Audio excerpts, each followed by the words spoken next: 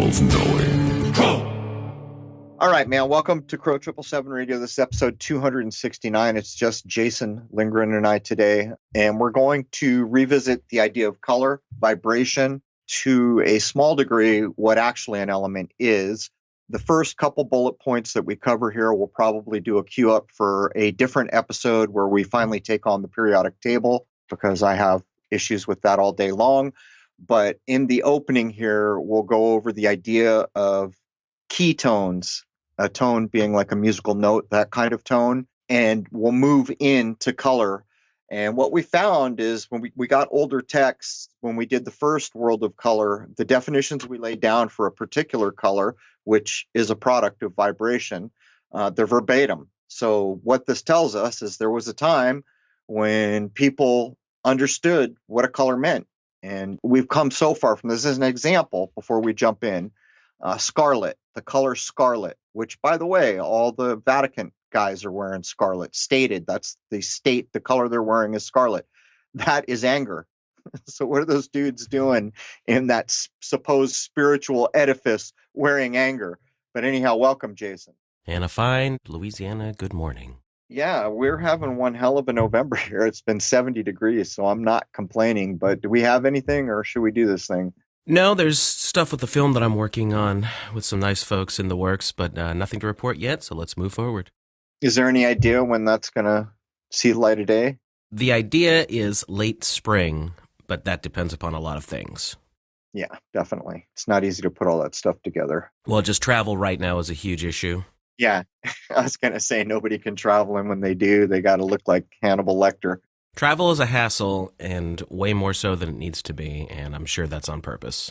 Well, this silliness is going to burn itself out, I would imagine, before too long. People are getting tired. You can watch the folks on the news at night fidgeting with their face diapers. Tells you people are getting burned out, even the people who are bought in. But anyhow, let's revisit color here and try to tie together things like Mandara's cymatic episode. We're always harping on the importance of cymatics. To me, it's like one of the primary things that we lost. If we hadn't lost cymatics and what it means and all that could be done with it, we'd be in a much different world. And this starts to speak to that.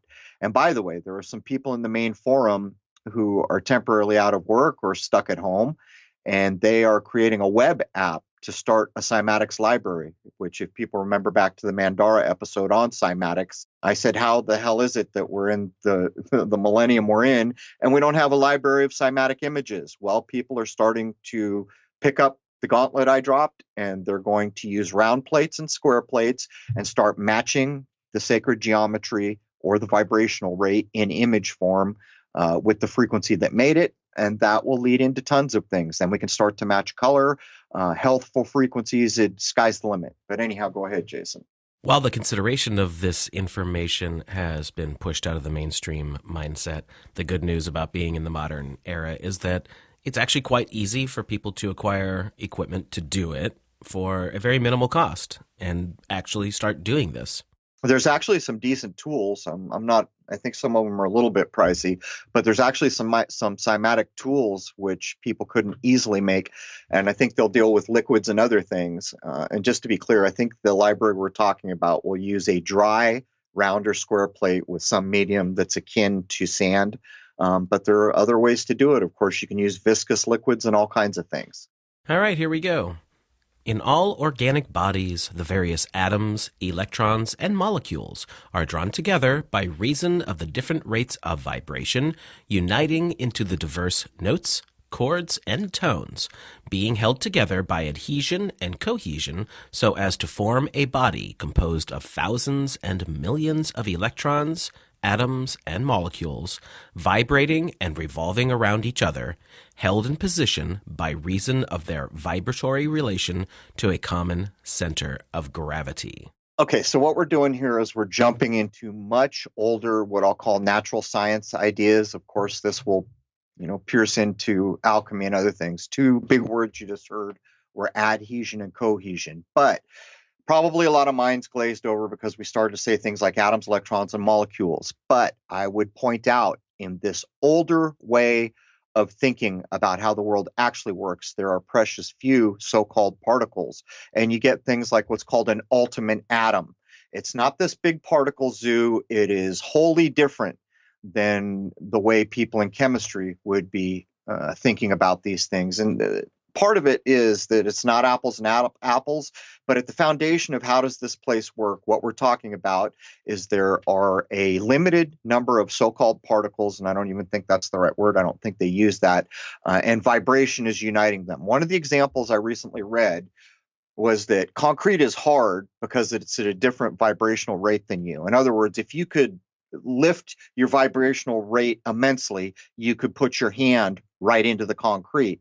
And so if you think of a concrete and a marshmallow, the marshmallow is not as cohesively and, using adhesion and cohesion to hold together as much. So it's soft and squishy, where the concrete is at a very high rate of vibration. I hope I got that right. I should have checked before I spoke.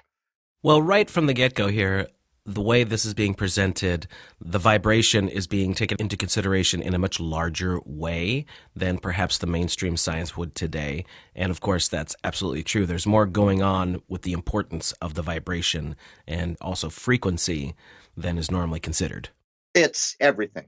I mean, it's foundational to everything, and it's not, it's been pushed off to the side. People can go online and look up cymatics, where people just simply put a solid plate and some sand-like medium and think about what you're watching, because your mind wants to say, oh, that's eye candy, that's beautiful, that's interesting. But if you focus your mind on what you are witnessing, you will realize at some point, I just watched form magically create out of nowhere.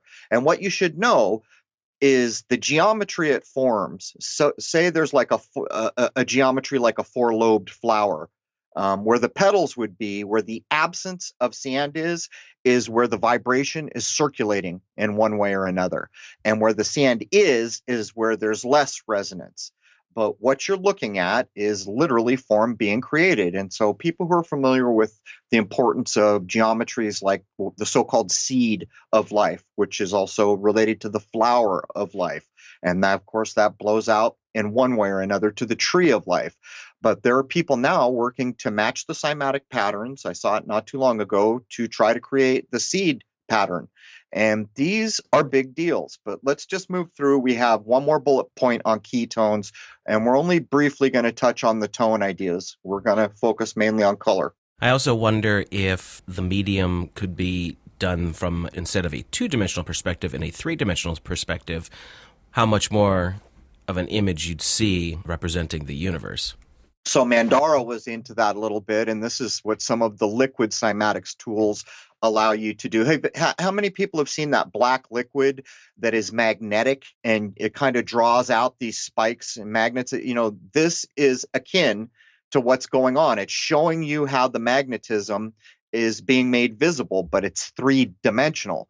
So when you start to use viscous liquids and other ways to create cymatics to be imaged, and in Hans Jenny's book, you'll see some work with 3D cymatics. Yeah, it's a whole world that we lost that we need to get back. And in my view, that starts with a library. How can it be that I can't go grab a book or go online and look and get thousands of geometric images on round and square plates matched perfectly to a frequency and how it was done? It's ridiculous. I mean, you can find the Chladni stuff, which is basically sketches, but it's poorly cited. Quite often, the frequencies used are not matched to it, and it's not complete. And by the way, I went and looked up the Chladni stuff to see if I could buy a book. The book was something like $4,000. I kid you not. Yeah, that tells you a lot. It does. This principle is really the origin of all form, be it great or small. The molecules which collectively go to form a group of molecules, or what would term a bit of matter, being the compound result of the association of a number of different molecules. There is a dominant note which, by reason of its greater power, is able to dominate, control, and give direction to the activities of the various notes and tones in the vibration, so that all the molecules are held in a certain relation by reason of this dominant note. This is termed the keynote. It is because of the relation which the vibrating molecules have to this central dominant or key note that the integrity of any group of matter is made possible. There is also color in association with these vibratory states. All right, that's why we did the T up here. If you see a color, it's because of a vibration rate. This goes back to when we were doing a little more in alchemy and focusing in on spagyrics, where the alchemist wanted to make a medicine. He goes out to the garden and he sees a flower and he knows the month, so he knows the flower is blooming now. He sees the color, he sees the number of petals on the flower, and instantly he knows a litany of things about this particular plant. Vibration rate, feminine, masculine, polarity, what part of the body it should associate, all these things just from knowing what we're talking about and having a glance at it, a cursory look, getting so much information that the average person now couldn't possibly get. But let's delve into the idea of keynotes, which we'll come back on in probably another episode. How many people are familiar with that little, I think it's attributed to supposed Tesla? There's like this little black box that vibrates. And the allegory we've been given is, oh, you can take this box and put it on a bridge and just let it resonate, vibrate, vibrate, vibrate. And eventually, and this has been demonstrated, the whole bridge will resonate to that vibration and it'll just at some point disintegrate. This is because of a keynote. Now, the keynote is akin to the idea of an arch. So everybody knows how an arch works, and that one stone with the funny slant cut is a key. It's a key stone. You pull that stone out of an arch, the arch crumbles. The principle of the keynote is no different. And I was just doing research where it is claimed that each body of a man or a woman has a keynote. And you could literally pick up a violin if you knew the keynote and could find it, and you slowly resonated that note, you could reinvigorate your body. These are some of the claims being made from the older information we can still get our hands on. It is further said that if you aggressively played that note or quickly, then the effect would be diminished. And this starts to tell you something about the law of rhythm, the law of polarity, these ideas. But the keynote is critically important, and we'll come back on it again. But nobody should be fooled. If you're seeing a color, that's due to vibration. If you're seeing a form, that's due to vibration. And it's not like people didn't know it. You're telling me that the supposed Beach Boys, what's the Wilson's name? Brian Wilson. All right, what was he supposedly in his 20s when he wrote the song "Good Vibrations"? And I've harped on this a lot of times. I'm picking up good vibrations. I'm picking up excitations. I love the color of the clothes she wears. I love the way the sunlight dances on her hair. It goes on. It's all about what we're talking about here. How the hell did that 20-year-old kid back in the 60s know this stuff? Did he write it? Now, my first guess would be no, he probably didn't. My point is there are people who know this stuff, and you can prove it out by the way it gets encoded into things. Sir Isaac Newton determined that there must be 7, as opposed to 6, colors, back when he was experimenting with prisms and discovering what would become the modern theory on optics. In 1655, Newton was sent home from school at Cambridge during the bubonic plague. This was when he began his investigations. He explored how light passed through the prisms at different angles and formed different colors. The 7 colors that he named would become the colors of the rainbow that we now use by the abbreviation Roy G. Biv. Red, orange, yellow, green, blue, indigo, and violet. All right, we're going to use some poppycock to make a point here. History is a lie agreed upon, and besides the bubonic nonsense and just using the name Newton, it's about like saying Tesla. There's so much kind of fiction built up and, majesty around these names that there's no getting back to what's actually there, I'm sure. But the ideas expressed we can talk about. So basically what they're saying here is some dude took a prism, he split white light apart, and lo and behold, there were 7 colors, which shouldn't have been a mystery from the beginning because you can look at a rainbow. People will argue about how much color is visible in a rainbow, but this goes on to talk about other things. We're told about the waveforms. Like if you look at a rainbow as an example of the supposed 7 colors, why is blue always on the bottom? Modern science will tell us, well, because it's the shortest wave right? And red being the longest. And there's other indicators that any common sense mind can do in real life, like how many people skin dive. I love diving in the water. The first color that disappears when you start going down, and I mean within a foot or two, is blue. It's a similar idea, but these older sciences are going to describe why that is in a different way. And at the foundation of it, these things are going to be about vibration. But nonetheless, you could set all this aside if you just understand the vibration is creating these things as we get into the color and the fact that we basically lost what any of this means at some point. Not lost forever, but temporarily the average mind can't reference it at all. Newton decided that there must be 7 colors, due to the number 7 having spiritual and mystical properties. There were 7 luminaries visible in the sky clock. There were 7 notes on the musical scale. Newton knew that green, the strongest color from the sun, would be the central color, and around green would fall red, orange, and yellow at one end, with blue and violet at the other. He then needed the 7th color. He drew inspiration from the new blue dye that had been imported from the Indies, known as the indigo dye. Okay, so I'll make a point here. In these claims, they're saying that green is one of the most powerful makes-up. But think about this. If you had to look at the world, like if you're on land, I guess we'd have to say, in springtime, what would be the most common color? And so some people are going to say, you look up at the sky, it's blue. I'm talking about the things that are being created on the fly here on the land. Green would be dominant.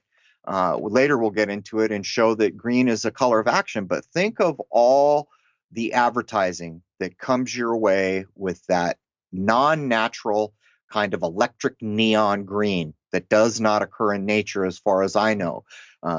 We say it all the time, the band Poison used it back in the 80s as their branding color. And when we were doing the Ebola nonsense and all that, we pointed out that all the pictures from the press pool were implanting versions of this unnatural green. You're going to start to understand why here. Someone somewhere understands what we're talking about. What would you say, Jason? Well, again, this goes to the decades thing. You can see how colors were integrated very strongly into different decades to give you different representations of what they wanted people to be picking up on. And yeah, the garish green of the 80s, that neon thing, was never really seen before, and it was pushed super, super hard in the 80s. Just look at logos and things like that. Big time. This is important. Yeah, well, think of, there's so much argument about the tuning of musical instruments to 440 or some other so-called Verdi or green tuning, 432 being one of the most popular you hear, but there were many. A lot of people like to argue there's no difference, and it's just not true.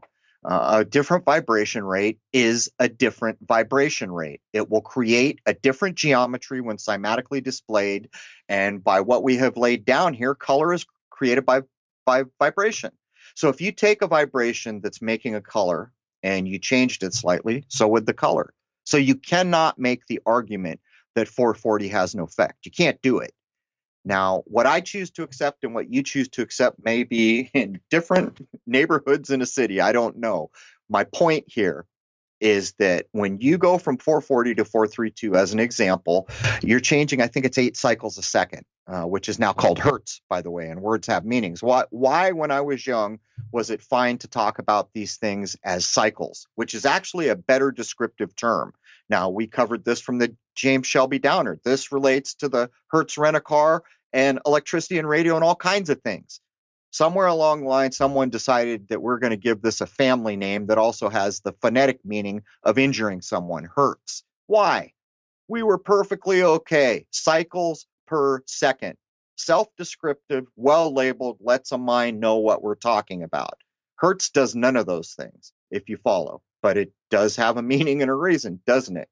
Now, to get back to the point here, well, I'll put this off for a minute. Let's dive in a little further. From the book, Hermetic Science of Motion and Number by A.S. Raleigh. As all vibratory activity expresses itself in form, color, and sound, it follows that the energy is always of that particular color, shade, or tint which belongs to that particular rate of vibration. This is true not only of those colors, shades, and tints which are perceptible to visible sight, but also of the finer forces of nature which transcend the physical senses. All energy of whatever quality is continually vibrating at some rate, and by reason of this vibration, it assumes the color, shade, or tint belonging to that specific rate of vibration.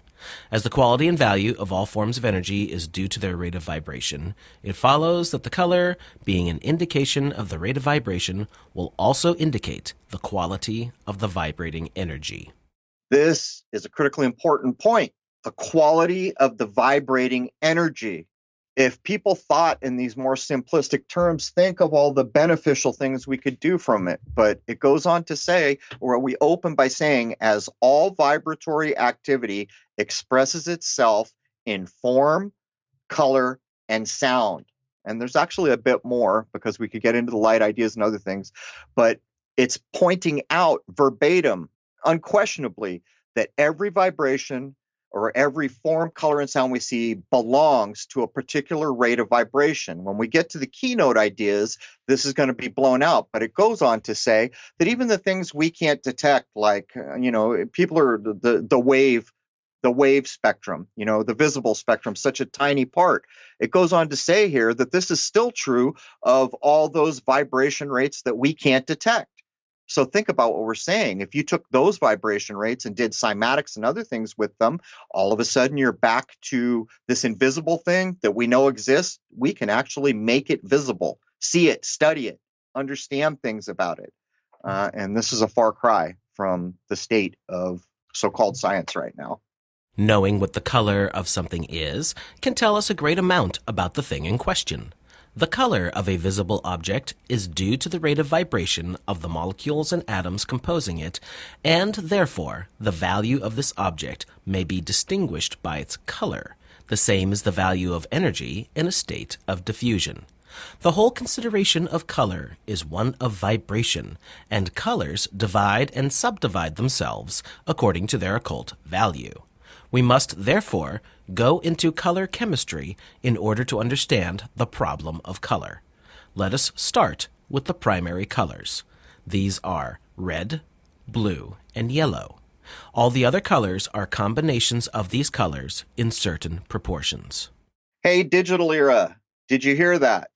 The primary colors are red, blue, and yellow. So folks older than dirt like me remember this from the crayons in school, but the younger minds these days are probably mostly convinced that there is no yellow as a primary, it's green, right? All computers work on RGB. And that's a whole other thing about the synthetic nature of our reality. Now, if you take a crayon, and everybody knows if you take a red crayon and a blue crayon and you mix them together on paper, you get purple. But there is a quality going on that most people overlook. That is the physical mixing of two physical vibration rates, and the light is being reflected from that to your eye. When you get up into the digital systems that are so synthetic and so far from reality that we use now, if you take pure red and pure blue and mix them, you do not get purple. But what's more is there's no reflected light as we see when we walk out into nature. It's projected, or what I call projected light, whole other thing going on. But it states here verbatim exactly what we were talking about with the alchemist in the garden. The value of this object may be distinguished by its color. That's a pretty important thing. And then he goes on to say their occult value, which is basically their hidden value, can be made known or visible or understandable if you understand these principles. But here is the crux of the age change that we have witnessed in my lifetime. There was a time in my life when primary colors were red, blue, and yellow. There is a time in my life now where the majority of the so-called primaries are not going to use yellow but green in the digital world, which means that all these things created in a digital synthetic system are all the more, how can I say it, divorced from nature because of the simple functioning aspect. Now get back to the green idea that I expressed earlier, which is a color of action, but does somebody somewhere understand how these vibratory rates affect human beings? And I would suggest that it has to be, or you wouldn't be able to go to all those press pool images and see that synthetic green. Oh, there's a green bucket. Oh, there's green gloves. Every one of them. And what's the idea being expressed? Well, the precursor to 2020, right? What are we all dealing with? We started this game in roughly 2002, and all these things that were going to kill us, West Nile, Ebola, SARS, goes on and on and on. But at some point, people began to realize, wait a minute, what's going on with these images? There's a Pavlovian thing going on here, and all us dogs are salivating, and we don't understand why. This episode is getting to the root of why and how we should get back to thinking about the realities in the one place we can go and see no lie, and that's nature. This is how nature works, basically. We will begin with red. Red is the physical color and is the color of all physical energy. There are various shades of red which have their various significations. However, red is the physical color. For the most part, you will also attribute red in the way we're speaking of it here with masculine ideas or male ideas, which would make the polarity positive, which would make the correspondence electrical. And this is not always going to hold across the board, but as a rule of thumb, look at all those things I just derived that most people would never think of, seeing the color red. When I see a red rose, I'm thinking about it much differently than I did when I was in my 20s. And we're getting into those reasons now. And the idea of changing the shade with either black or red should be a big, big clue to anybody. And I'll ask the questions. Why are the dudes in that courtroom wearing black gowns? Why are those dudes in that church wearing black clothing? Well, you're going to find out before we get done here.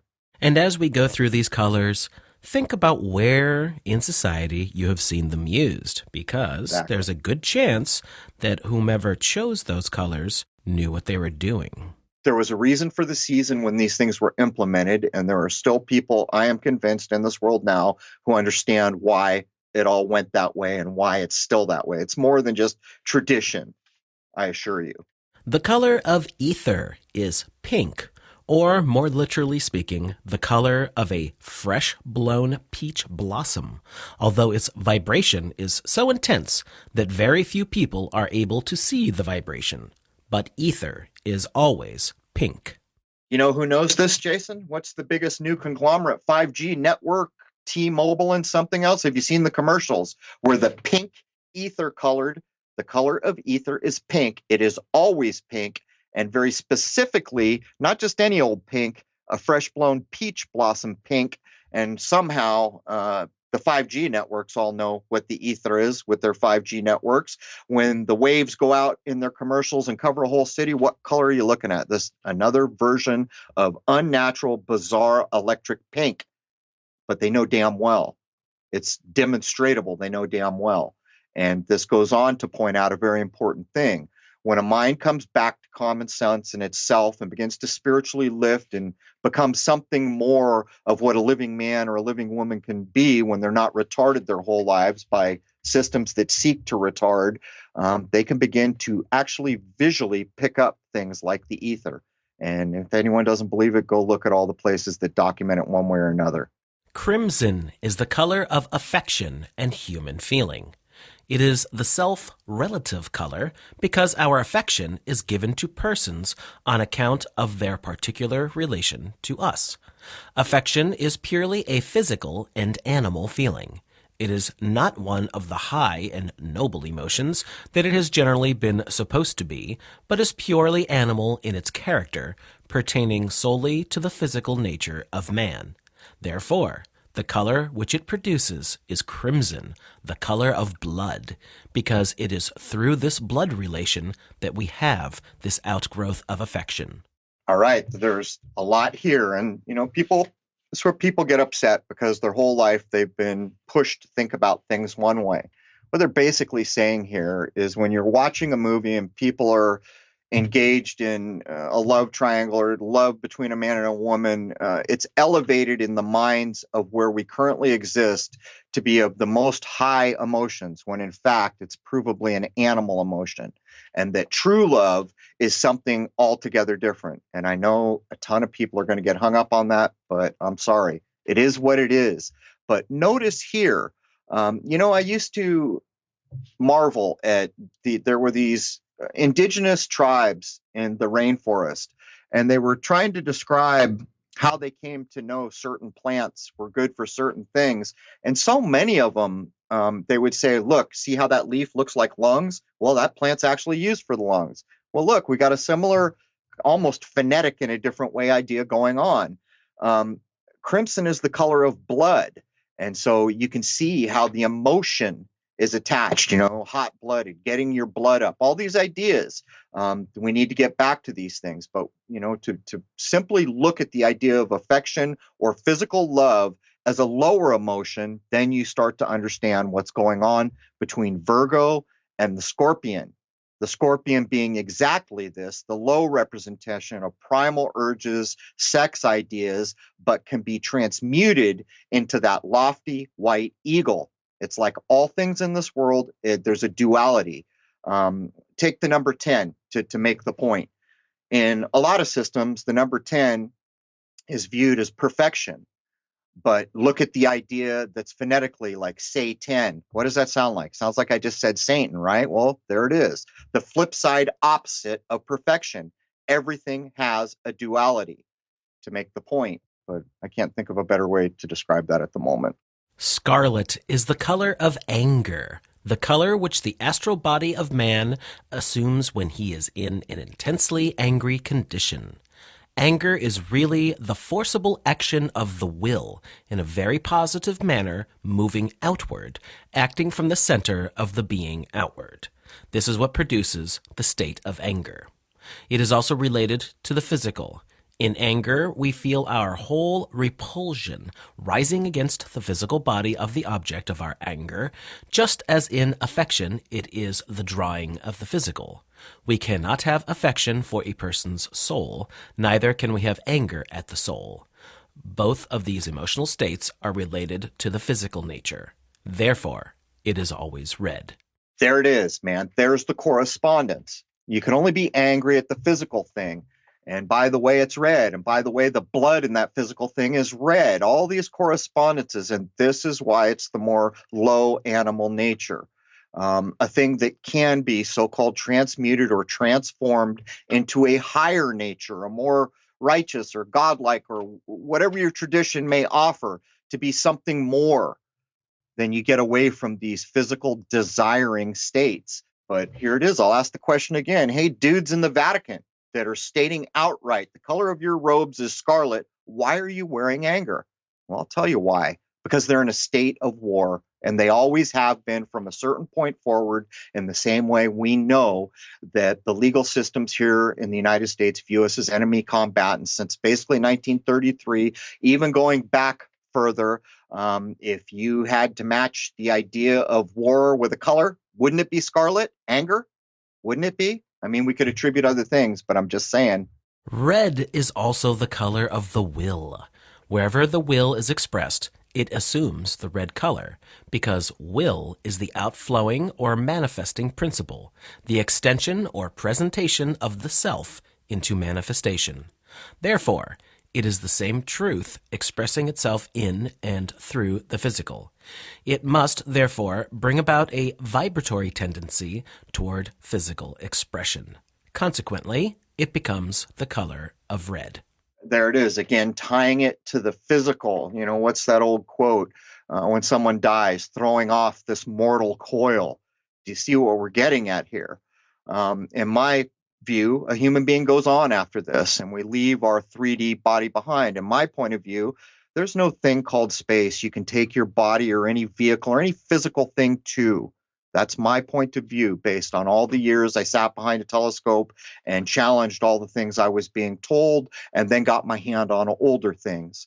And I'm not alone in these assumptions. I came to these assumptions alone, and then I realized, hey, other people said these things were correct, and they did it based on firsthand observation.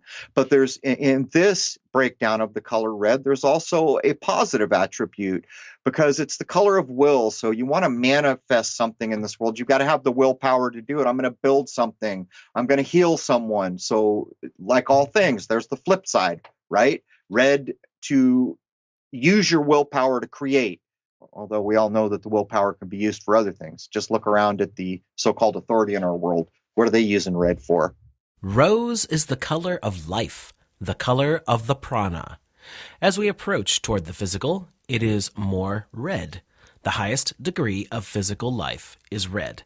As the life is brought under the influence of emotion, it takes on the blue color, and whatever color is found to be blended with this red or rose color will indicate the presence in that degree of that particular color.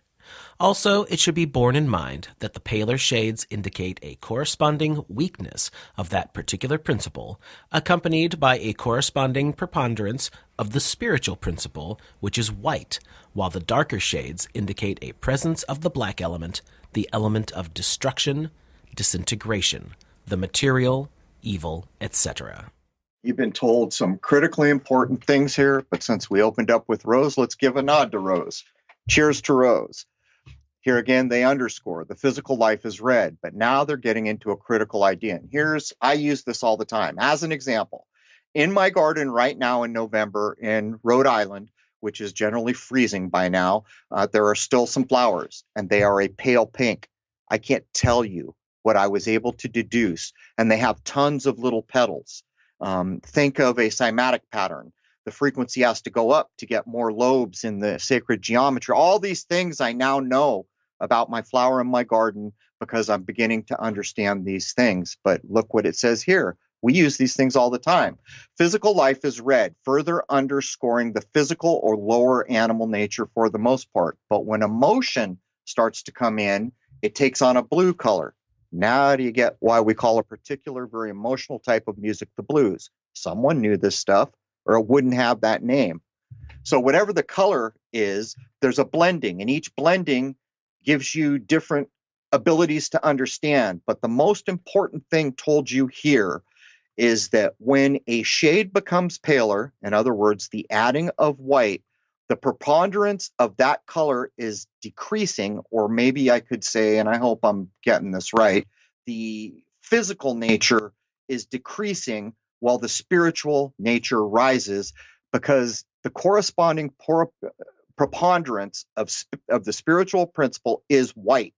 So if I take a red as an example, and I start putting more white, it's getting less physical, it's getting more spiritual.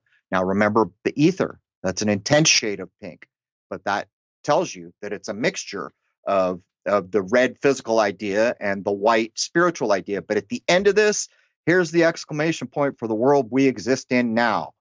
So it goes to say, where is it? While the darker shades indicate the presence of the black element, they're calling it an element, not a color. White and black, they refer to mostly as elements. I think in other places they'll call them shades, but the point is they're not treating it as one of the seven for the most part. The element of destruction is black. Disintegration, think of the nigredo, or the taking apart in the alchemical procedures, and to top it off, they go flat out, the material and the evil. So when you take a color and you begin to add black to it, basically what you're doing is reducing the actual preponderance of whatever that initial color meant and decreasing it in maybe the physical ideas of what it means, and you're bringing in negative ideas. Now, we shouldn't get confused here. If we look at the idea of male and female, we're looking at electric and magnetic, respectively, positive electric, negative polarity, feminine. But that negative does not mean bad. Now, it can mean things we don't appreciate, but on a whole, it is simply like the battery. We want energy from this battery. Guess what? You ain't got a positive and a negative pole. You ain't got power. Do you understand? These things need both to work. But when we come back around to why those dudes are wearing scarlet or why those dudes are wearing black robes, now you're starting to know something. And from my point of view, it is not deniable. Not deniable in the least. These are the physical, provable characteristics of these things in nature we call color. The second primary color is blue. Blue is the color of emotion, the color of the astral body, and of the astral plane. All astral matter, all energy vibrating on the astral octave, is blue or red according as it is the positive or negative aspect. blue being the negative, feminine, or magnetic side of astral matter, while red is the positive, masculine side, or the will, to sum it up in a single word. The more blue the matter may be, indicating the absence of the red, the more magnetic it is, while the redder it is, the more electrical it may be. Will and desire are thus the two poles of astral matter, will being red, desire blue. The dark blue indicates the more material desires, the pale blue, the more spiritual. All right. So much. Listen to that whole thing again, if you will. But there's an important thing going on. I don't know if people caught it. There's an idea of astral planes, Buddhic planes, mental planes. And most people think it's New Age nonsense thanks to the hippies who did a little too much LSD and made this stuff dippy trippy. But there is an idea here that permeates almost every old spiritual tradition. And this is part of the reason I say we're not leaving here. Probably the same reason old Werner von Braun left a Psalm 191 or whatever it is on his headstone, basically trying to convince us he launched rockets into this thing called space, and then on his deathbed tells us the handiwork of God can be seen in the firmament. Well, which one is it, Werner? I'll take the deathbed. But this is the idea being where we're showing here that the red is primarily a physical attribute, and the blue is primarily a emotional attribute. One positive, one negative, one electric, one magnetic. It's almost like our physical beings are tuned to this place we call Earth, the world, our atmosphere. And there's the so-called cage. If you're not tuned to a place, you can't be in a place, right? Or you can't exist in the same way in a place.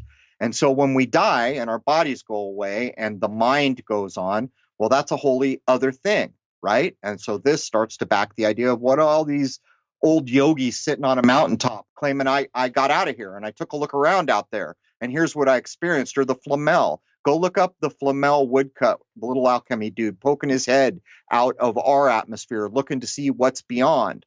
That's where those ideas come from. But they also tie it back to the very thing that underscores all of this. They call it the astral octave. So for people who don't play music, basically, as you learned earlier, there's 7 notes, or that's the way we describe it, A, B, C, D, E, F, G, okay? Now, when you get to that G and you keep going, you go back to A. Well, we started on A, but there's a difference. That next A you go to after the 7 notes is called an octave higher. So you could almost think of it as doubling the vibration, and that's not always 100% right. But that first A is not the same high rate of vibration as that next A, which will be an octave up. So what they're imparting here is music is all the more important than you ever realized, because as you're going up through octaves, that's the bit like what we experience in, I don't know what you call it, the universe, beyond our world. But here again, when I go out into my garden, I know instantly, hey, man, that thing is predominantly electric, male, positive in polarity. And by the way, look, it's got like more little petals than I can count. That is a very high vibration. And look at the purity or the paleness of the red. And right now in November, there are very pink looking flowers with many petals. Think about what we know about that. That is a very high rate of vibration to pull all those petals into that geometry. And look at all the white that went into that red, which are spiritual ideas, reducing the physical attributes of the red and increasing the spiritual attributes of the white. And to be honest, this is such a baby's level, and I know it, but you got to start somewhere.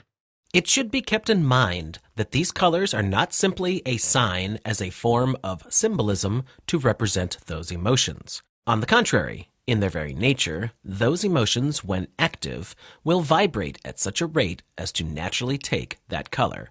It is part of the very nature of reality. So what's being expressed here, I accept wholeheartedly. These things are not arguable. There is no lie in nature. So, if there was an anger, it would always be scarlet or something very close to scarlet, provable by its vibration rate, which brings us back to why is a cymatic library so important. Because at some point, you start to match all these frequencies and learn all these things. You've got the round geometry, the square geometry. You can even go triangular or other things, but those are the 2 basics. And you start to get to a point where now you can match the color.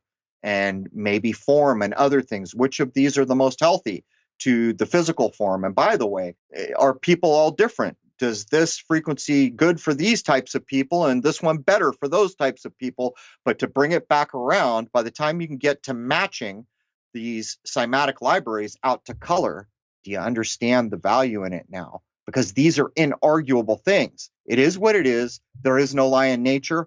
I will wake up learning what I just learned and never have to question it again, because it damn well is what it is. And I shouldn't have used the word damn, because it's actually righteously what it is. Indigo blue is the color of occultism, and the dark indigo partakes of the evil, the element of sorcery to a certain extent, the left-hand power, while the pure indigo is emblematic of pure occultism. Okay, so basically this is simple. And by the way, how many people have gone, this is where I've seen it. Have you ever gone into those restaurants where they have those tiny little glass hanging lights and they're an incredibly dark indigo, beyond cobalt, indigo blue, and you get a feeling from that? Every time I see it, I get a feeling from it. But basically what's being illustrated is someone took blue and black started to get added. And so that is the idea that it's partaking of evil because it's being overwhelmed by the black, the disillusionment. Where on the other side, a more pure indigo is going to be absent of that influence, if I explained that correctly or not. I think I got it. Indigo, interestingly enough, became a highly sought-after color to make dye from, originating from a plant. It was desired in many Western countries, and the production of indigo became a cash crop for many, especially in the American colonial era. Indigo is also the very dye that the originators of Levi's jeans used in 1873. So back in the day, did old Levi understand color in the way we're expressing? I bet your bottom dollar he did. So the dyeing is a big deal. It used to be a big deal, which proved that they knew the importance of what is happening when you change the color of, say, a white t-shirt. You're not just changing the appeal to the eye, you are physically changing the vibratory rate, and they knew it. They knew it so wholeheartedly that they indexed a way to schematize the art of dyeing. And so what they said was pure wool, pure white wool is the most easily dyed so-called cloth that we can get our hands on. So that's the baseline. So when we take this dye and we're intending to get this color, which is not easy, by the way, and I won't get into that, but they knew that if they had pure white wool, which was white as the driven snow, that would take on the color the most readily, and therefore most readily take on the vibration of the color they were after, in imparting all the spiritual overtones, all the physical overtones, everything that we've been addressing here. And what has gone on is the further we got away from natural wool into these synthetic things, some of those things just can't be dyed certain colors. As a matter of fact, there were certain things that couldn't be done with dye, and they wouldn't even attempt it because they didn't have control over the process I'm trying to explain. Now bring it back around full circle. Think about the Levi's guy and why he's doing what he's doing. And why didn't he dye it any other color that was cheaper or anything else? But now think about purple again. Purple is red and blue brought together, and we'll get there in a minute. But my point is, now you can think a little differently when there are claims in some supposed history, in some supposed time, we can't prove one way or the other, that it was against the law for any commoner to wear purple. Well, I'll tell you what I know about purple. It's red and blue brought together. That's both of every spectrum we've talked about, but it signifies mastery. So now do you know why the royals are horking up all the purple, and in some cases threatening you with death if you put on the purple? So is that just about we don't want you to look good in purple, or is it actually the vibrational rate of mastery they don't want the commoners using? I would ask. All right, Jason, that brings hour one of episode 269 to a close. And we've expounded to some degree on the mysterious world or amazing world of color, whatever I named that one way back in the day. But these are critical things. And from my point of view, if we want to get away from this kind of madhouse world we're in now, these are the ideas we need to get back to. And why? Because everything in our madhouse world is poppycock, provable poppycock. These ideas are not. They are proven true, righteous, godly, whatever you want to call it, by nature where there is no lie. And that's the difference. I was just saw the parts of that movie Noah with Russell Crowe again, and the whole thing is Noah takes care of nature and interacts with nature, and he's the godly. And look at this dude, Tubal Cain. He's the evil dude. What's he doing? He's making metal and he's crafting things and he's, doing. They make a big division out of what's going on. You could almost take that allegory and wrap it up with our world now. Why is everyone locked up right now? Why is everyone going through hardship? Because someone told a lie, a provable lie in this world. And what's driving it? Well, what's driving it is the real contagion called fear. Fear has a color too, by the way. And so if we can get back to these provably true things, righteous in nature, no question about it, in my view, that's the road to a better place. Anything you want to add before I wrap it up? Well, you had started to get into purple and violet and all that, and that is what we're going to pick up with in hour 2. Purple's a big deal. It really is. And indeed, the Royals did not want you using it for good reason. No, and we'll use prints once again to demonstrate that in the real world, what we're saying can be observed. But the big deal here to me is, like, for those of you out there that like to grow things or appreciate flowers, start paying attention based on these principles. And there's almost like a level of knowing and communication that will transcend the knowing that we've tried to express here to a personal, elevated experience that you will begin to understand in a way that probably previous you did not. But that brings hour 1 of episode 269, basically about a keynotes and color and under it all vibration, to a close. And we hope you'll join us all at crow777radio.com for hour 2. That's CRROW777radio.com. And I'd like to wish you all a happy, healthy, and higher-minded end to this era. We hope to see you over at the website on the other side. Cheers.